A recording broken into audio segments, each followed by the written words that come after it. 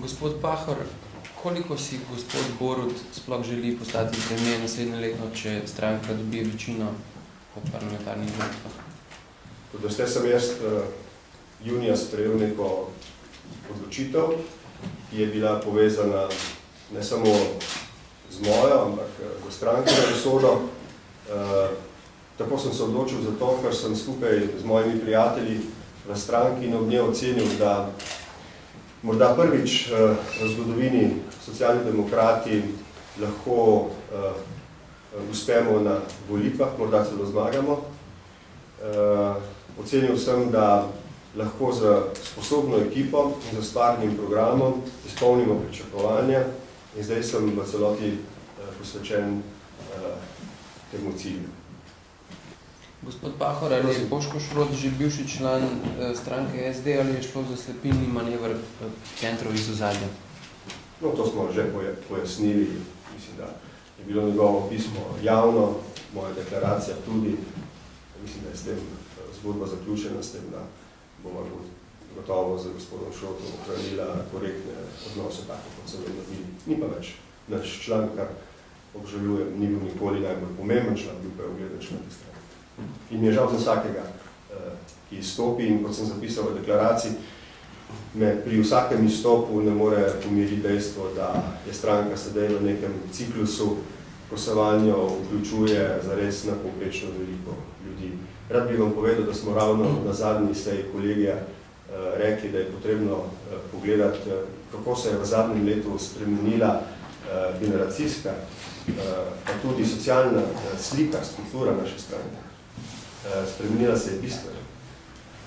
Socialni demokrati smo danes tudi preko preseka značilnosti našega članstva drugačna stranka, kot smo bili pred 10 leti, ko sem prevzel vajeti te stranke v svojo roko. To so pomembne spremembe, ki treba imeti pred očmi. S tem se seveda spreminjajo tudi pričakovanja ljudi do nas. Vse to je treba imeti pred očmi, ko se odpravljamo v prihodnje leto. Jaz gledam na prihodnje leto z optimizmom. Zelo dobro vem, kaj in kako, ter zakaj sem se odločil tako, kot sem se 22. junija letos. Gotovo ima vsak posameznik pravico do sanj. Prav gotovo so sanje vodilo za naše ravnanje. Vsak ima pravico do tega. Ampak veste, ko ste odgovoren za nek kolektiv, ko ste odgovoren za te kolektivne sanje, ne samo vaše osebe, potem morate to odgovornost postaviti pred vse. In jaz sem jo.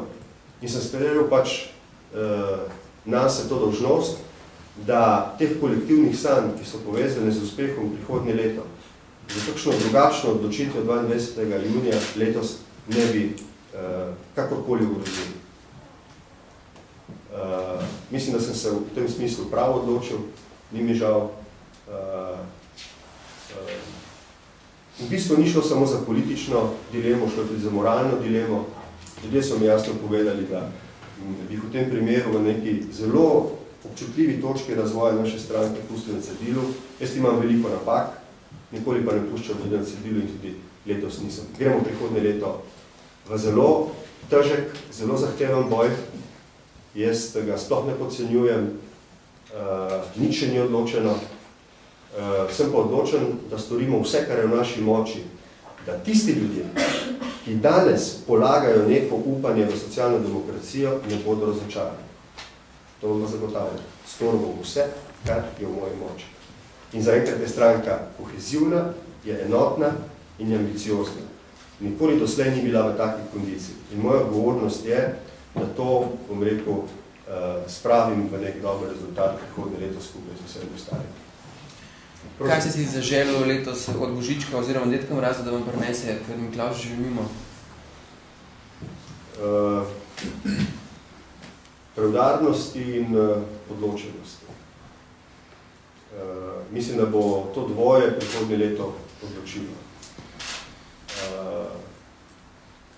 Drugo leto bo leto velikopoteznih odločitev. Jaz sem jih sposoben s svojimi kolegi sprejemati. vendar morajo biti te odločitve preudarne in morajo imeti svoj smisel. Zakaj je bila naša stranka desetletja ali pa celo tranzicijo nekje na robu političnega prostora?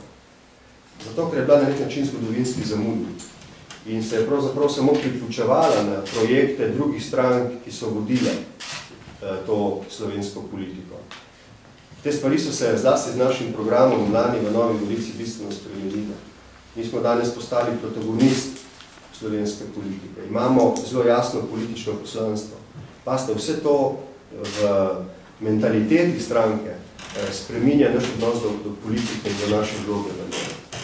Vsega tega se mi dobro zavedamo in zaradi tega z nekim optimizmom, ne pa z neko naivnostjo, gledamo v prihodnje leto. Mislim, da bo zelo ustvarjalno leto in da te ustvarjalnosti ne smemo spregledati. To je izjemna šansa. Še kaj? Ne? Hvala lepa.